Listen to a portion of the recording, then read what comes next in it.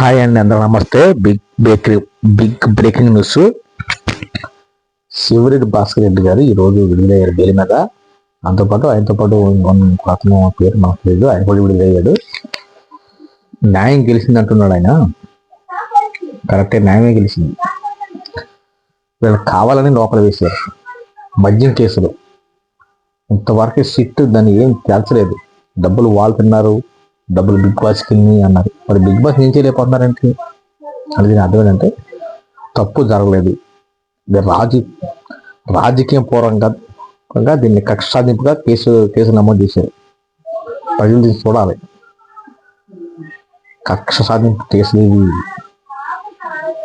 అర్థమవుతుందా? అది కావాలని కేసులు పెట్టినవి. ఇంకో రాజశేఖర రెడ్డి గారు, ఆయన కూడా బెయిల్ వచ్చే సూచనలు ఉన్నాయి. ఆయన కూడా త్వరలో వచ్చేసి మధ్య కేసు క్లోజ్ అయిపోద్ది, అంతే. ఏముండదు.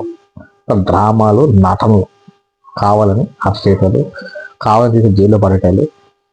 మేము కూడా వాళ్ళని జైల్లో పడేసి ఉంటాం. దీన్ని ప్రజలు చూస్తున్నారు.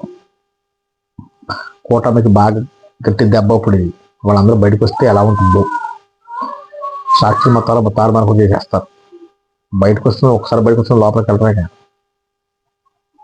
Thank you.